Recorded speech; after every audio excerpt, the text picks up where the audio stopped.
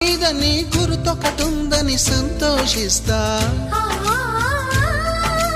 మనసు పువ్వును అందించాను కొప్పులో నిలుపుకుంటావో, కాలి కింద నలిపేస్తావో, వలపు గువ్వను పంపించాను బొట్టు పెట్టి రమ్మంటావో, గొంతు పట్టి గెంటేస్తావో.